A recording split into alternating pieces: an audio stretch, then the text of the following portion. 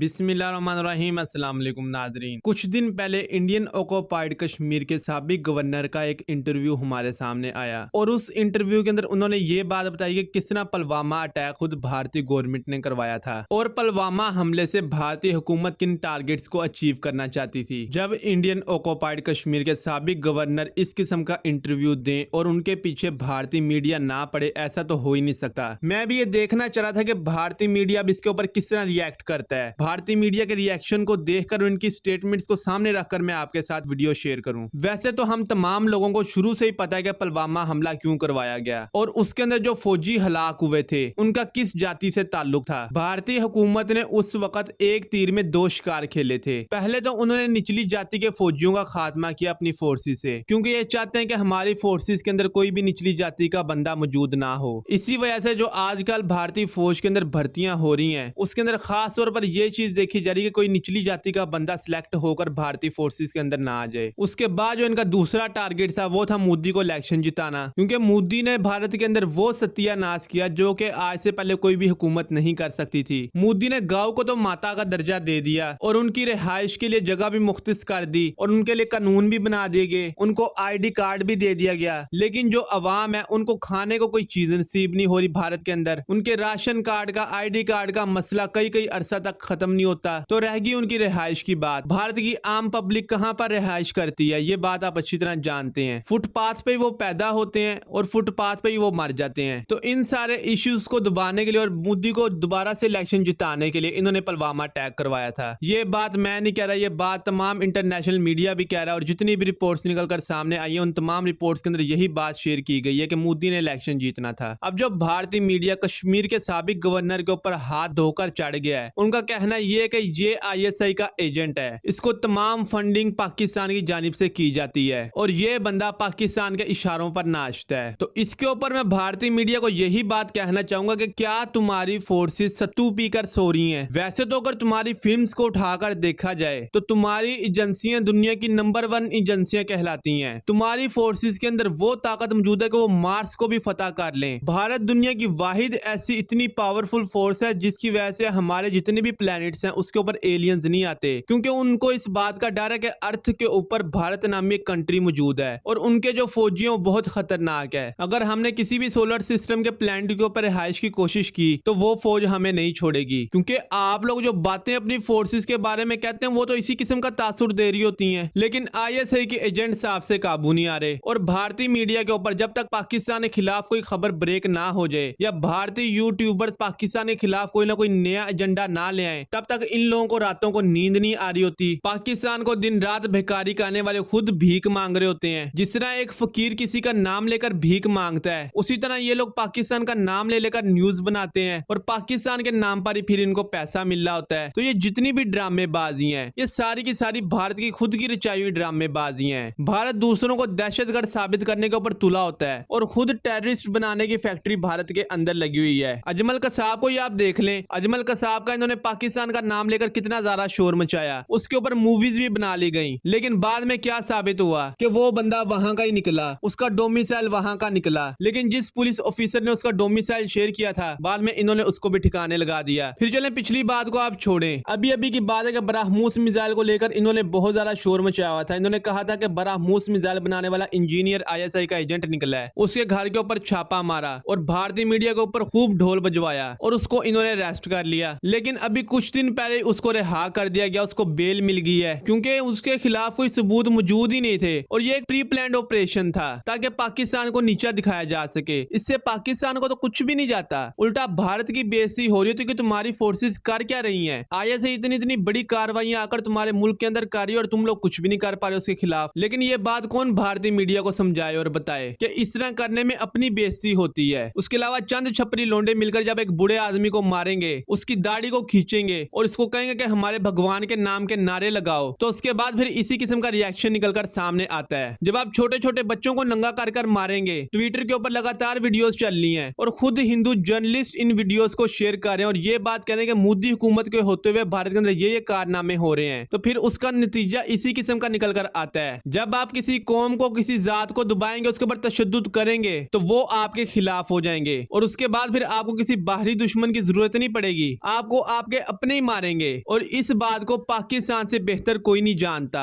जब आप रमजान के अंदर जाकर मुसलमानों की मस्जिद गिरा देंगे, जब कोई मुसलमान हक पर खड़ा होगा, आप उसको पुलिस कस्टडी के अंदर सीधा उसके सर के ऊपर गोली मारेंगे, और वो भी उस वक्त जब उसका इंटरव्यू लाइव चल रहा हो, तो उसका तो रिएक्शन फिर इस किस्म का आता है। फिल वक्त तो आप भारत के अंदर खुद से दहशतगर्दी की कार्रवाइयां करवा रहे हैं और उसका ब्लेम आप सारा का सारा पाकिस्तान के ऊपर लगा रहे हैं, लेकिन जो टेररिस्ट बनाने की फैक्ट्री आपने भारत के अंदर लगा रखी है और जो आप तशद्दुद वहां पर लोगों के साथ कर रहे हैं जात पात के नाम पर, जब उसका रिएक्शन आएगा आप उस रिएक्शन को कंट्रोल नहीं कर सकेंगे। ये बात मैं आपको आज कह रहा हूं और आने वाले वक्त के अंदर आपको ये सब कुछ देखने को मिलेगा भारत के अंदर। खैर ये थी पुलवामा ड्रामे के ऊपर एक वीडियो। अगर आपको ये वीडियो पसंद आई है वीडियो कर दें लाइक। मिलते हैं अगली वीडियो के अंदर, तब तक के लिए अल्लाह हाफिज।